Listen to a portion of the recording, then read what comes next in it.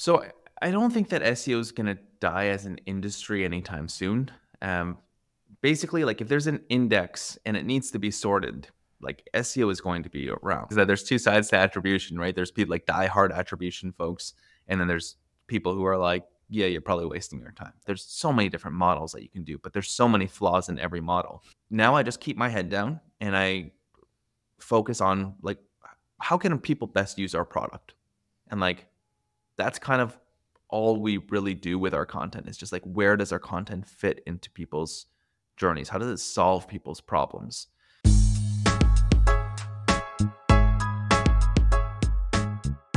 What's up, everyone? Today we have the pleasure of sitting down with Sam O, VP of Marketing at Ahrefs. As a fresh Toronto grad out of university, Sam started a service-based e-commerce site and got into black hat SEO. He grew traffic to his site and eventually sold it, and this led Sam to retire briefly before experimenting with niche sites. He had one of those also acquired, and he also built an Amazon and eBay business where he would buy pallets of return goods from big merchandise stores and started a refurbishing center and reselling those goods online while sharpening his SEO skills. He founded Money Journal, where he published long-form guides to help entrepreneurs grow their traffic and drive revenue.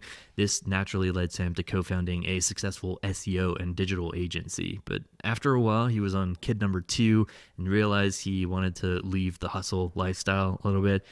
He tried to get Ahrefs as a client for his agency by applying for a job and trying to turn it into a contract basis. But in the end, they won out and turned Sam into an employee. He started without a title at first and was just asked to create educational content videos, and he turned that into a director of product education role. And today, Sam is VP of marketing at Ahrefs. Thanks so much for your time today, Sam. Really pumped to have you on. Thanks for having me. I feel like you guys are like spying on my life or something. I mean, there's no shortage of podcasts that you've been on where hosts like ask you to go into that story. So figured we'd save a bit of time here and do the research on our end. Definitely an interesting background. John and I were chatting before this. Like, I feel like we chat with a lot of folks that they have a lot of entrepreneurial stints here and there throughout their career early on, but they still have like full-time in-house roles.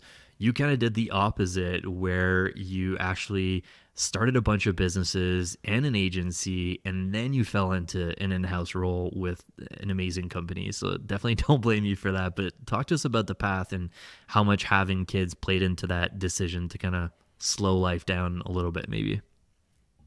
Yeah, I think I was like there were many facets to the decision, and I think part of it is that like I kind of got sick of the hustle and grind. And so like from my first company, e-commerce site, like I like working with new things and like figuring out solving problems. And that site was going well. And yeah, like I was basically ready for a 7-figure exit. And then I got smashed by a penguin, which was a fun little experience there for me, a nice little learning experience. But yeah, like I basically like took some time off and was trying to figure out what I wanted to do. And so I was just like trying new things. That's why I went into niche sites and like marketplace businesses. Like eBay was all the rage. Amazon FBA was all the rage. And I was like, does this actually work? All right, well, let me try it. And so I'd figure things out. I would turn it into a somewhat profitable company. And then, yeah, I think it's just like we had our second child, and like I was working like maybe 16, 17-hour days. And I was like going through this like quarter life crisis. Like, is this what life is? Like, is this what I'm going to be doing all the time? Like, am I going to have time to watch my kids grow up, to coach them in their sports teams or whatever? Or am I just going to be focused on making money? And then it came to that point where I was trying to get Ahrefs as a client. And yeah, like Tim and I were just talking and like negotiating for like 8 months. And then we're just like, let's try this. And I still held on to my agency because I didn't know what was going to happen. And yeah, things just went really, really well. And Ahrefs is a little bit of a different company, I feel, where they have given me like full autonomy over the things that I do, and like pretty much all creative control. I just have much bigger budgets now than I had before. And so in many times, I feel like Ahrefs is my company, but clearly it's not. But it's like they just treat, like they give you ownership of those areas, and as long as you're able to execute, like there's really no questions or anything like that. Something you said earlier around the Penguin update, smashing your site. This is something that is very familiar in SEO land, as some algorithm comes down the pipe, some experimental feature. All SEOs, it seems like, rush towards this new thing. But I'm busy enough, like as an SEO consultant, I'm so busy doing SEO. I can't keep up with all these updates. Like I'm trying my best, of course, to keep up with what's new and what's fresh. But like what's been working in SEO seems to be always kind of continuing to work, like the white hat stuff that we do. How on earth do you recommend that listeners and people like me keep up on all these changes? Very honestly, I don't think you need to. Like if you keep your head down and like keep your head in your work and it's working for you, like why do you need to know about every single update that's happening? Just keep doing what you're doing. And then when shit hits the fan, if it does, then it's at that point that it might be worth looking into what happens. Like obviously if you're doing things that are like, for example, like if you're just like buying links at scale and you already know that that's against Google's webmaster guidelines or spam policies or whatever it's called now, yeah, like you should know what's going on because you're intentionally trying to kind of get around their rules. But for the average person, like if you're doing technical SEO and like you're basically working on the technical side of things with like internal linking or crawling or like whatever it might be, I don't think you need to keep up with everything. Is it helpful to know? Yeah, but I don't think that you need to worry. And just like with things like ChatGPT, like people go crazy and they start creating like crazy noise. Like if you're a lawyer, you're going to lose your job tomorrow. And then like some people start panicking and stuff. And like, the intern that just started their job is like, did I like go to school for the wrong thing? Did I choose the wrong career path? But it's like, like we got to learn to avoid the noise. And I feel like that's important. I think that folks within the industry like to kind of relish in the death of SEO. Like I feel like in my career as an SEO, people have always delighted in telling me how soon SEO is going to die. And I think that there's something in the industry, and maybe you can address this, of like, there are the people who do SEO every day with like the white hat tactics, the technical SEO, the great content. Like these truths are probably going to stay, objectively true for the course of the internet.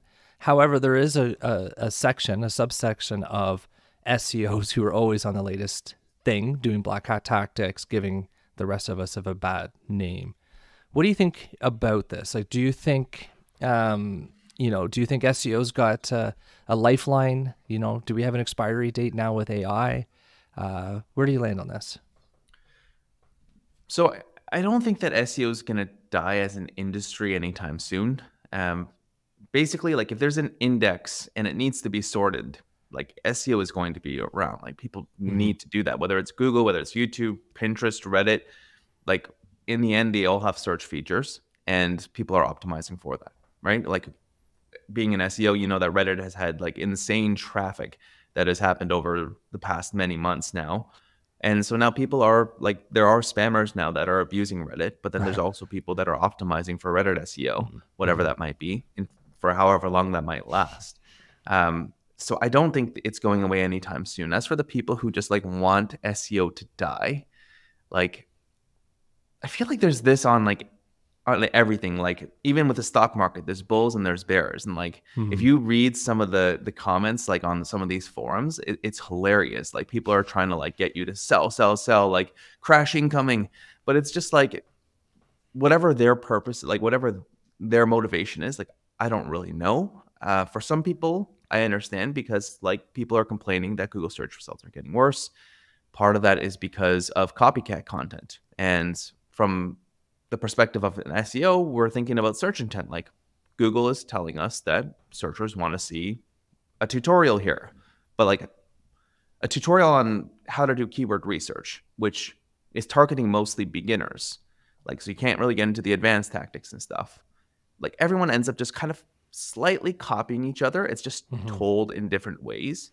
And that's to actually rank. Because if you can't match intent, then you're not going to rank. And so people are like, why am I seeing all the same stuff? Why am I not seeing something interesting, but everything is just copycat? And so they think that it's the SEO's fault. Like blame whoever you want, whether that's Google, whether that's the SEO, whether that's the black hat or the white hat or the gray hat or whoever. But it's just the way that the game is played right now. And like SEOs are just doing their job. Their job is to help Google understand that their result, that their page is the best result for a given query. And so, like, there are rules that we play by, there are rules that people bend. And yeah, like, I understand why some people who don't know what SEO is and how it works, like, why they would hate it, because they're stuck to that stigma.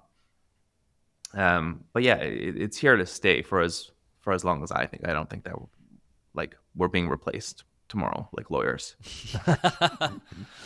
Yeah, despite this like ongoing claim that SEO is dead, if you look at Google's user base, how many people are still using search, like it's remained pretty flat. There hasn't been major changes to it in the last year or so that like we've had this AI hype cycle, so to speak.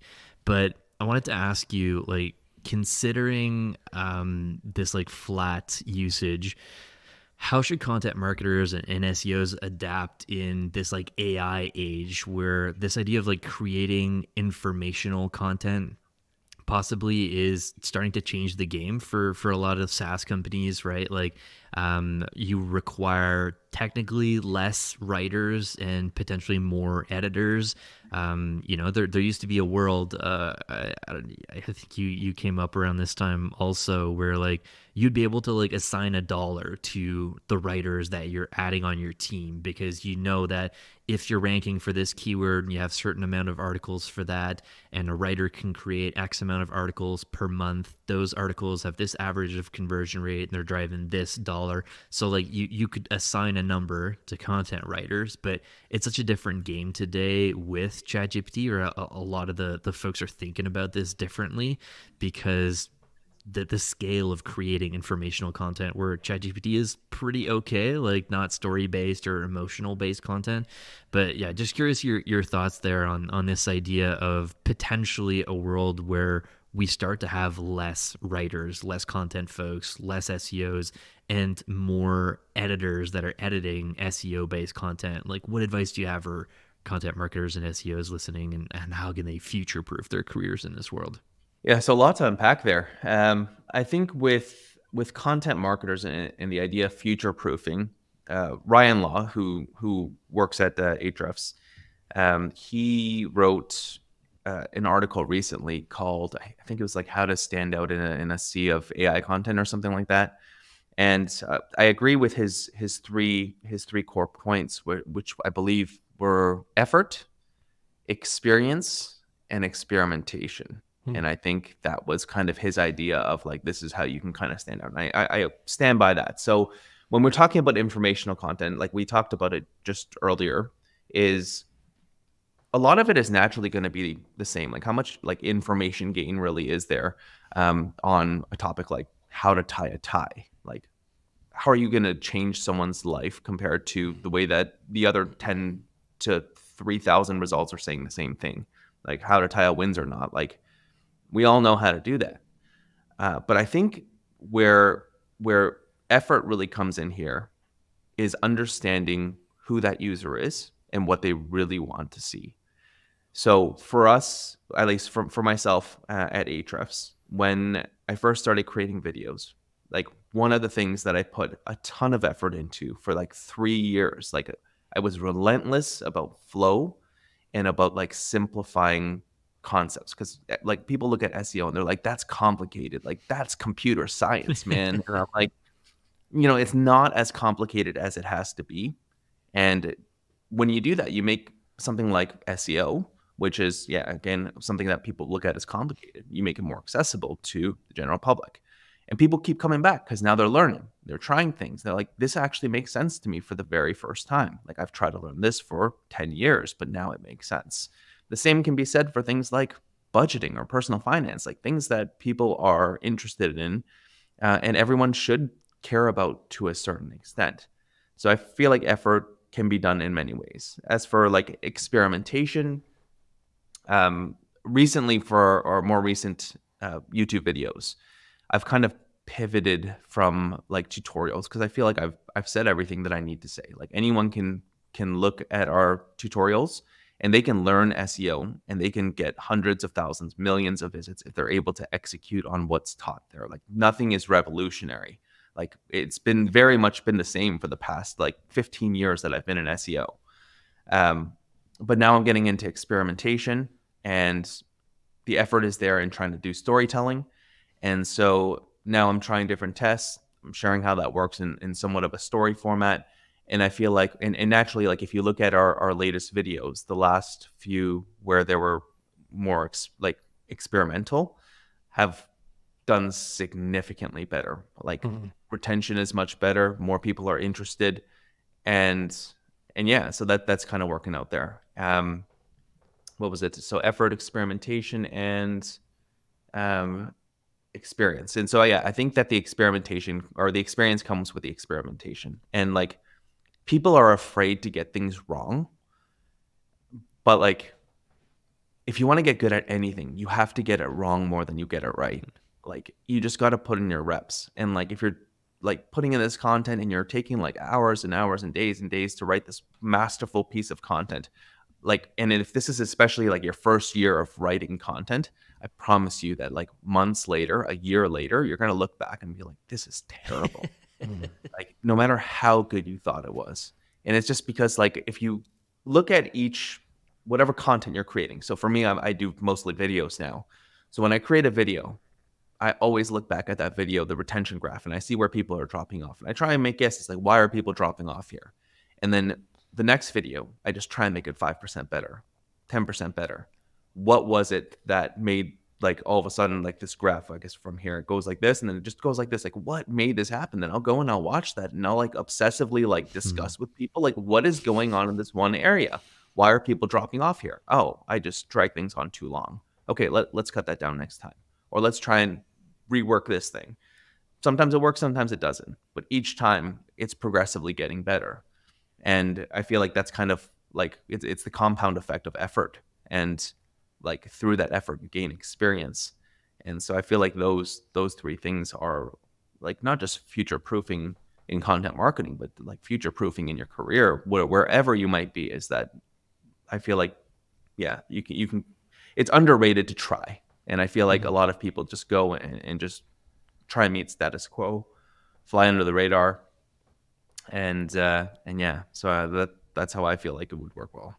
Yeah, your YouTube channel, and for all of our listeners, they got to check it out. Like the Ahrefs YouTube channel is packed full of great information for folks getting set up with SEO. But I also think, like, I was watching one of your recent videos where you're taking TikTok influencer tips and then testing those out. Like, not only is it entertaining, it's actually really informative. It's a good way to gut check things. I want to kind of go back a little bit around this idea of SEO is dead and the way that folks might perceive of it.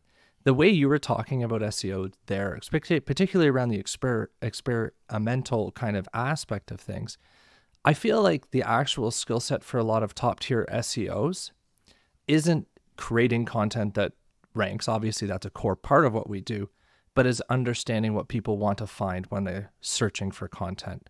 Now, you're doing a great job of this on YouTube. The Ahrefs blog is a fantastic resource. Maybe you could unpack a little bit of that for listeners. Like, how can they see SEOs and what SEOs do in a broader picture around content ideation? I guess what I'm trying to tie a connected dot in between the work that you're doing with the Ahrefs YouTube videos. Like, I feel like the skill set of the SEO is really around understanding intent. And, you know, we look at keyword data and we hope to find intent from there, but there's another layer to that, to understanding what are people actually looking for. Like, if you're looking for keyword research best practices, I've been doing this for 15 years. Like, I don't need another simple how-to guide on that. Right. I want to know, like, how do we go deeper? How do we go further? And then how do we as SEOs and folks within the marketing department interact with SEOs to understand that? Yeah, so I think like there's a lot of like telltale signs through words.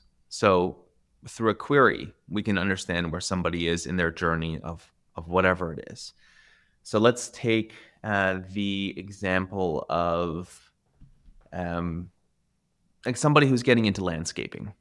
Okay, so like I'm not like a landscaper or anything, but I'm a beginner landscaper, and so like I like to grow grass, and so like real like not that kind of grass, but like lawn grass, and so you might like somebody might search for like how to grow like grass for your lawn.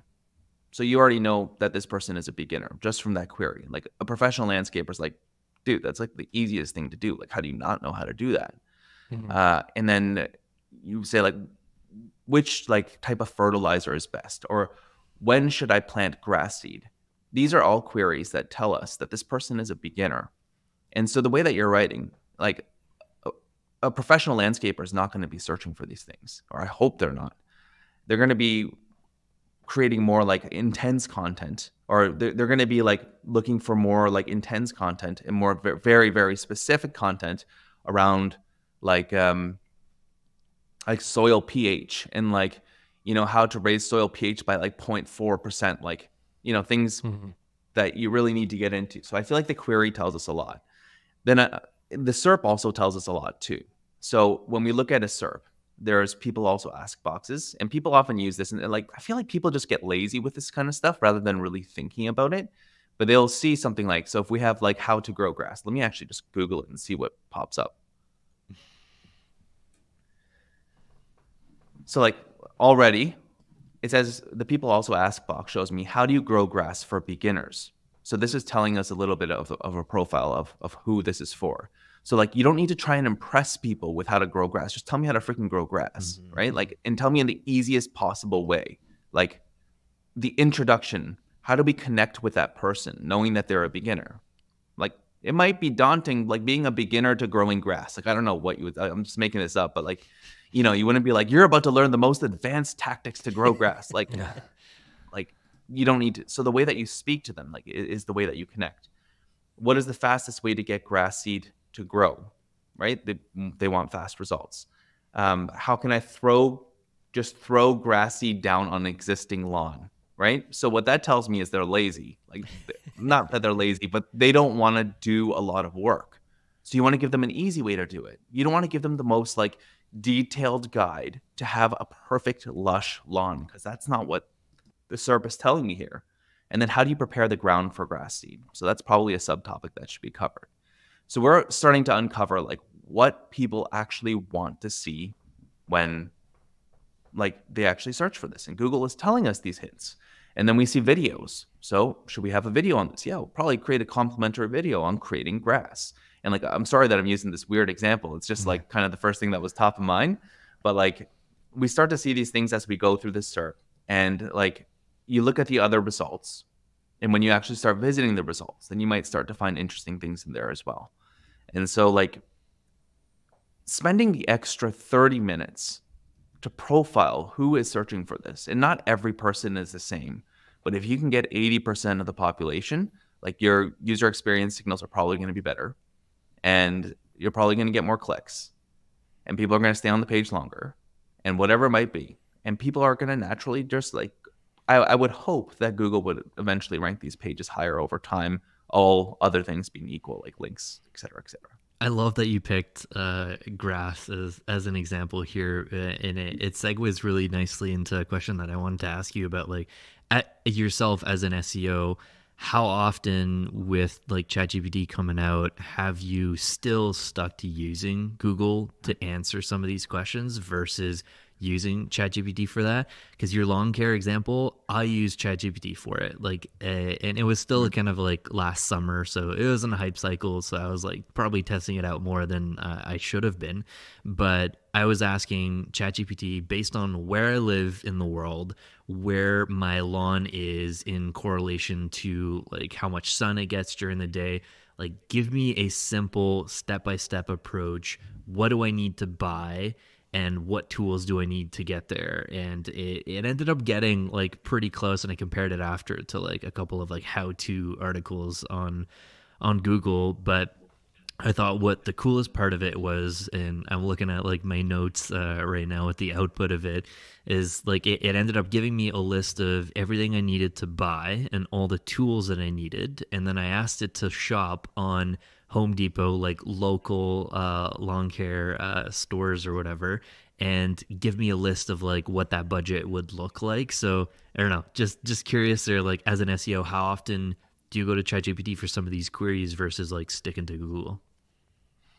Yeah. So, like, one thing I should preface is that because I'm in SEO and I use ChatGPT like on the regular, and same with you guys, I'm sure.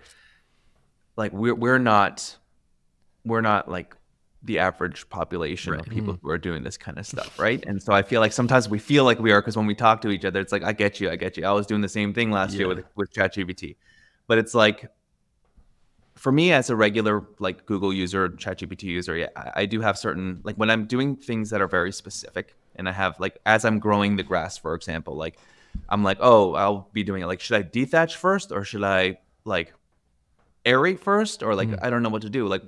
Uh, like how do I know whether it's time to do it? And then ChatGPT will say things like, look and make sure that your soil temperature is at least this, many degrees. And I'm like, oh, okay, cool. I got my answer there. Whereas like, how do you search for that in Google, especially where they're like starting to rank, or not starting to, but they've been ranking pages more generally. Like there was a time where Healthline's article on how to lose weight was getting like, I can't remember, like 300,000 monthly visits, like according to Ahrefs estimations. And I would look at the keywords that they're ranking for, and they're ranking number one for the keyword diet plan. But it's like, maybe a diet plan is embedded in there, but that's not going to be helpful. Like, I'd much rather go to ChatGPT and be like, I'm allergic to this. I weigh this many pounds, and I want to reach this many things. Like, how many calories do I need to intake? Which food should I do? Now make me some recipes. Like, that is so much easier. It's so much more helpful. Um, so yeah, with Google, I've noticed that my search behavior has changed, and I bet if you guys look through, maybe it's because we're in like marketing SEO, but if you look through your Google search history and you compare today versus let's say 5 years ago, which you probably don't have history for, I think what you're going to find is that the majority of your searches have gone navigational, meaning you're now looking specifically for where to go. So grass seed, Home Depot, how to grow grass, Reddit. Why? Well, we have preferred brands now. Like it's very clear, and like the internet has been around now for a while. And so we know exactly where we want to go. We've become more digitally literate. So we know how to get there, and we know how to get the results that we want. And so naturally, search behavior is going to change.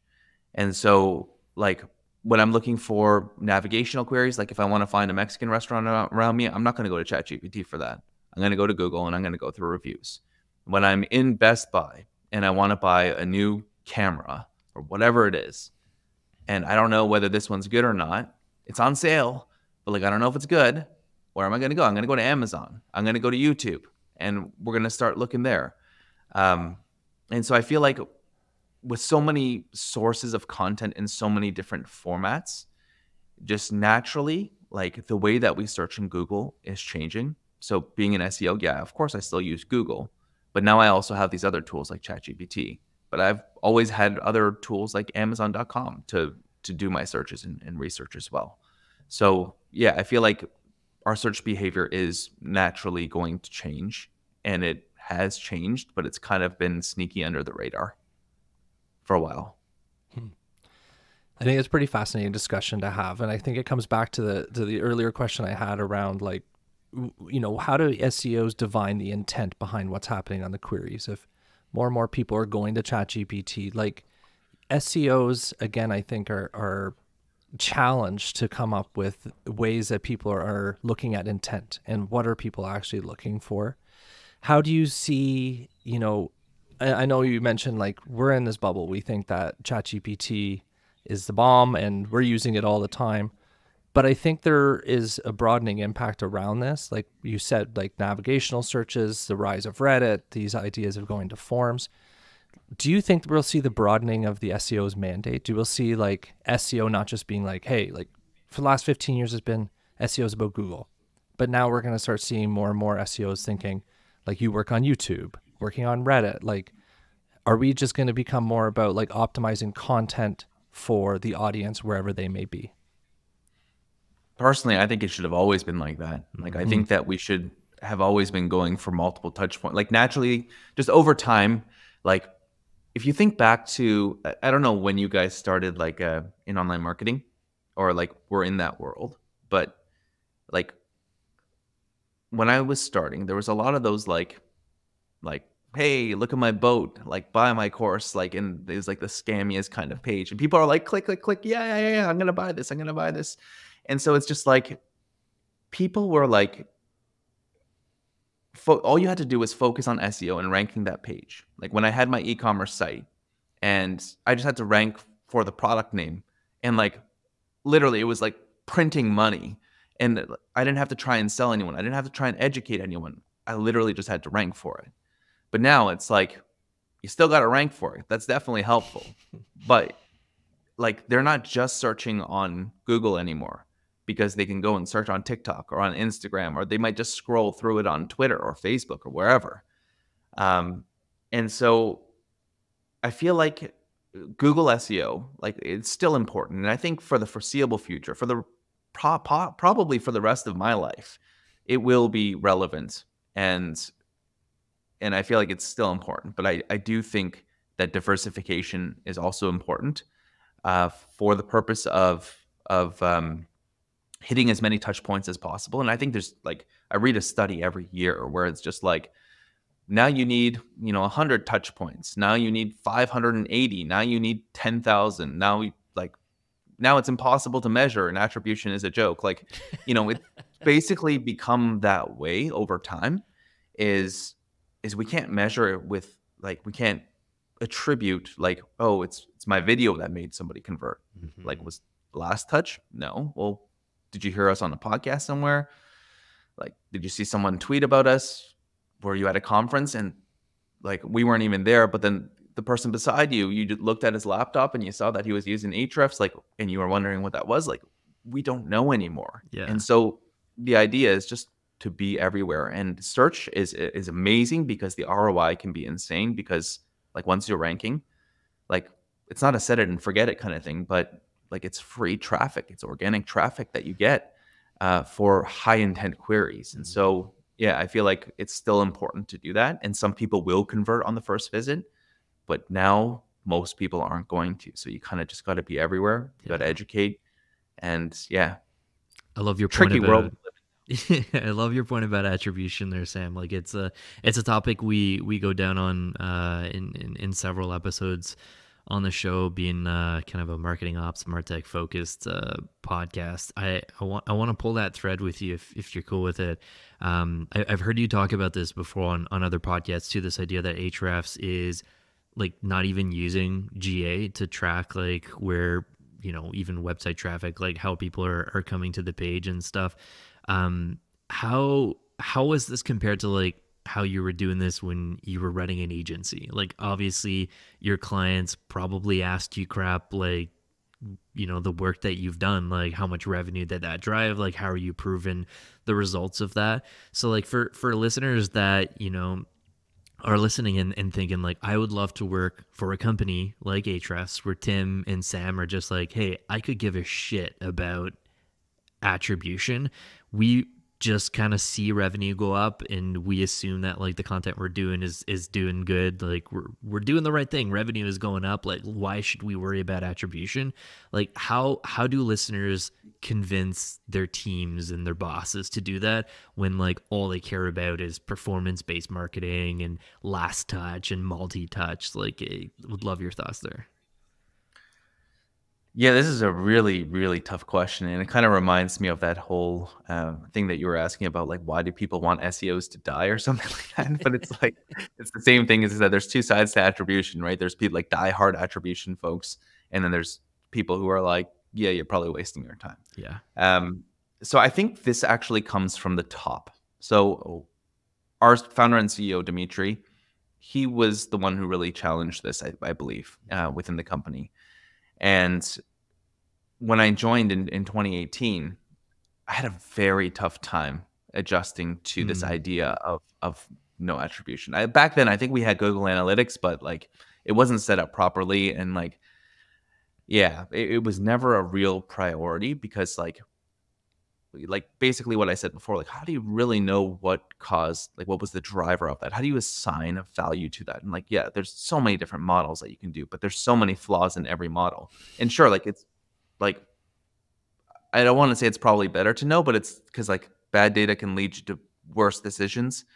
Um, but yeah, I feel like it comes from the top, and when there's alignment in the view, and over time, um, like I came to see where they were coming from and how like any attribution model can be challenged. And when I realized that like product is king, that it's not like the content or this blog post that's generating this much revenue. And I realized the better we continue to make our product, the less we have to focus and waste time on like meaningless, or not meaningless, but let's just say like data without context, with enough context.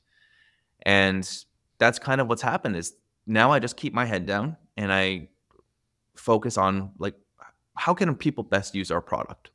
And like that's kind of all we really do with our content is just like where does our content fit into people's journeys? How does it solve people's problems? And not only does it help us create a better product, but it helps us create better content. And naturally, that content we assume converts. And I also think that something that's severely underrated is sentiment. And so, like we went through periods where where we would see on Twitter like every day, like Ahrefs content, like there's none like it. And then people are like, oh my gosh, this video content is getting so much better. And it's like, okay, so like that's kind of what we're working on. Like, all right, cool. And so like we see the sentiment and we start to see people saying things, and we're like, okay, so revenue's going up and to the right. Things are going well with our content. Our product is embedded in there's product placement in pretty much all our content. So like, what more can we do on that side? What, give an artificial number to it to like make us feel good, like to get a raise? Like what? At the end of the day, we just want to grow the company. And I feel like the way that we're doing it now, it just kind of makes sense logically. So let's just keep doing it. And I feel like Tim was definitely a pioneer of this with the content. And so I learned a lot from him on that side. Just to switch gears a little bit, while we have you, March 2024, we saw Google released a core update, which took aim at AI generated content, or it seemed to, I should say. I think there's some fine print that we'll get into as well. I've seen on your channel, you've experimented with ChatGPT quite a bit. I know I have as well for content creation and some of the implications there. But we've seen in the last month, certainly of March 2024, that quite a number of websites have been hit with this, websites that popped up over the last year.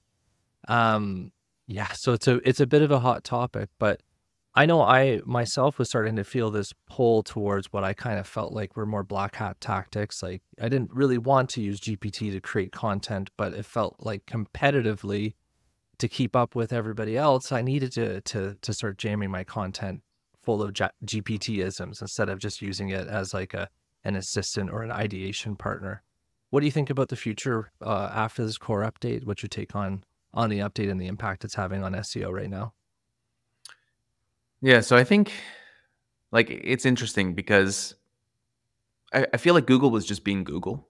So like from my observation, they have this tendency to overcompensate when, things appear to be getting out of control. And that was happening with AI generated content, with like literally a new AI generating tool coming out every single freaking week. Like it was just nonstop. And it takes me back to the Penguin times when link spam, like PBNs, were out of control. Like you would literally just buy links from a PBN and you would rank very, very, very, very quickly. And so what do? They smashed all these different sites, like mine included, and mine deservingly, but others didn't deserve to get hit. They weren't necessarily buying links, but they just overcompensated. And I feel like that's kind of what happened with the March core update, is that like yeah, there were a lot of casualties that, yeah, they didn't deserve it. A lot of great, it happened a lot in the niche affiliate space, but a lot of them were great sites. Why did they get smashed? I have no clue. But like, we can just guess and speculate, but I feel like it's just Google being Google, and sometimes you just gotta wait and see what happens. And that's kind of what happens. Like anytime when like money and fear are involved, like we hit the panic button, right?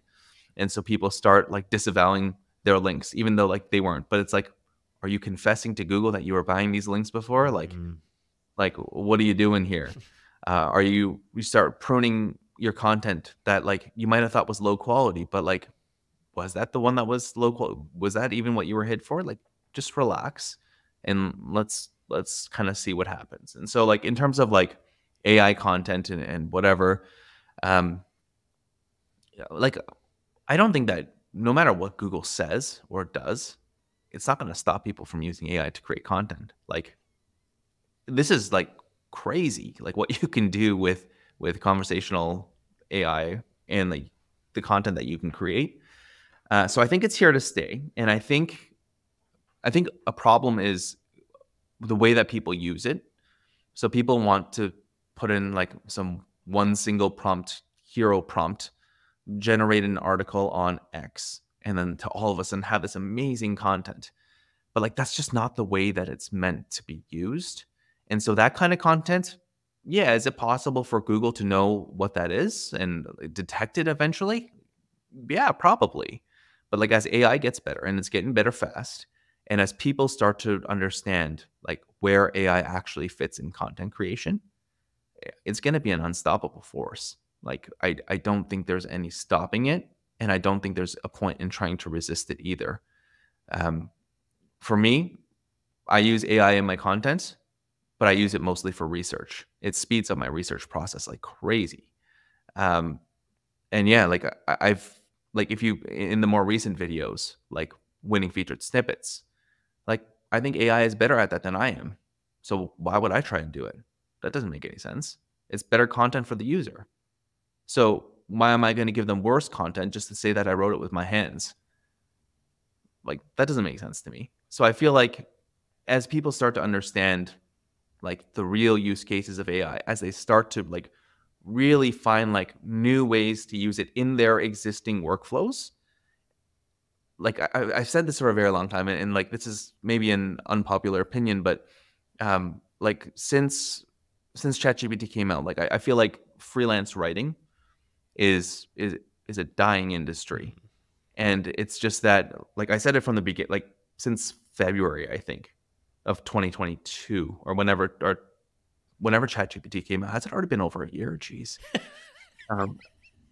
Yeah, like, but, and I feel like the shift is to is going to be to AI operators, and the better you become at being an AI operator. I'm not talking about like a prompt engineer or anything like that, but I mean like you really understand like where AI fits into like content creation. Like these are the freelance writers of the future. And I feel like everyone needs to start learning how. Like I feel like I'm getting ahead of the curve because I still see so many people just being like even in the last video where I said like I'm going to use AI content to rank #1 in Google. Like I got like 20 people saying clickbait. And I was thinking, why is that clickbait? And then I realized as I continued to read the comments, like the title is called, I use ChatGPT to rank #1 in Google in 1 hour. So does that sound like clickbait? Maybe, but that's what I did. But they were thinking that AI content means fully generated one prompt hero content. Right. And the fact that they thought that, like it blew my mind. And that's what AI is also doing. So I'm going off topic here, but it's like that's kind of what people are expecting, and that's what people are doing. And so do their sites deserve to get punished? Yeah. Absolutely. That content is trash. And I think I wrote back to one person. I said, "Oh, I think we disagree on what AI content is. I call that spam." And so like I feel like as people start to adopt like that AI can actually be used to make your content way, way, way better, way faster.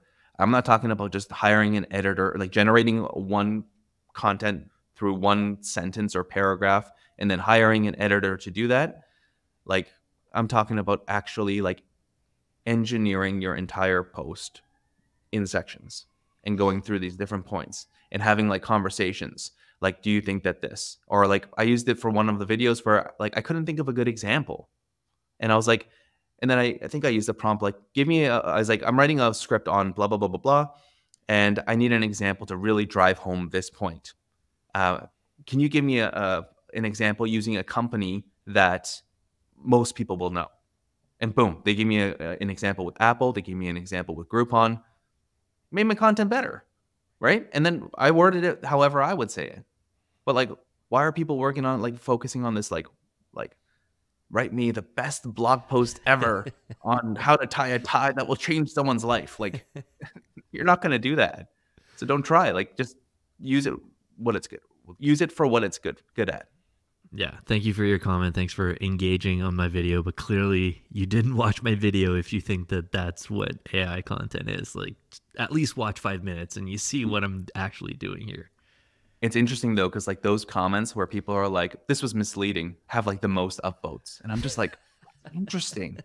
Like, this is just the way that people think of AI content. It's the stigmas again, right? It's like AI content is no work, no thought content that you can write in a sentence. And I'm like, where are we heading? Like, it's not like the fact that people think this way. It's like big advantage for people who are actually learning to use it properly. But it's kind of scary. I'm like, oh shit, what are my kids' generation going to be like? I sound like my parents saying that, but yeah. Yeah, I mean, I don't blame the folks for thinking that, though, because, like, I don't know if you saw the Copilot, like Microsoft's Copilot Super Bowl ad, and, like, how they aren't necessarily saying, like, learn this new skill and use AI as a tool and an assistant to help you along your journey, kind of how you're using it to rank.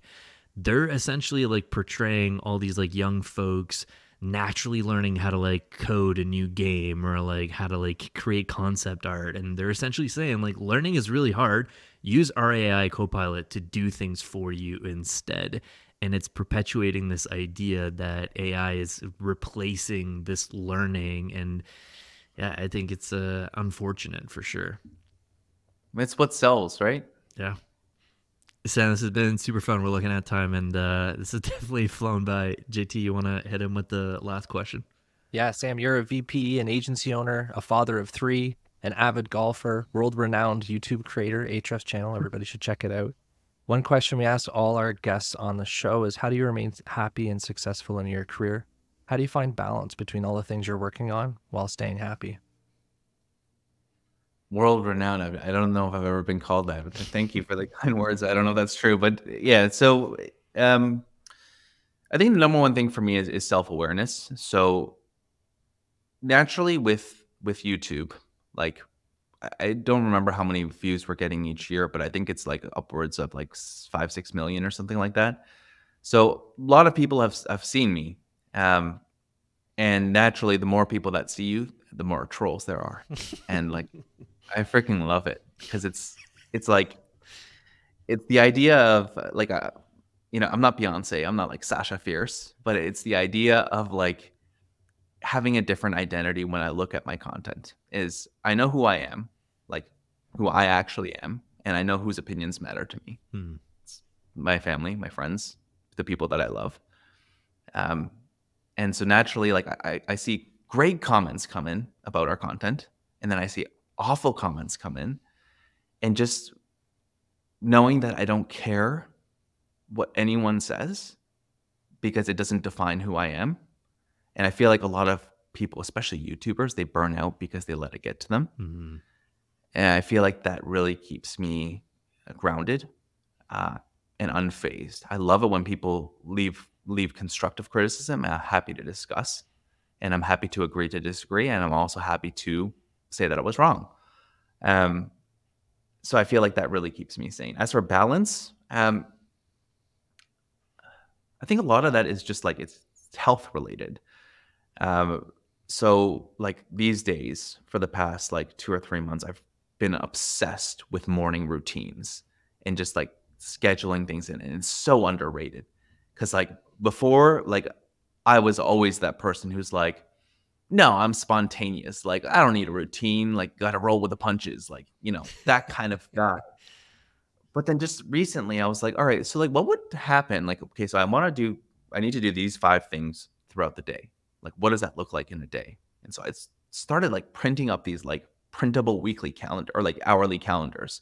And I said, what could I possibly do? Like in the summer, is it possible to work, to spend time with my family, to golf, to work out, whatever? Like do all those things in a single day. Because before I would say, I don't have time for this. So therefore, like push to the side until I have more time.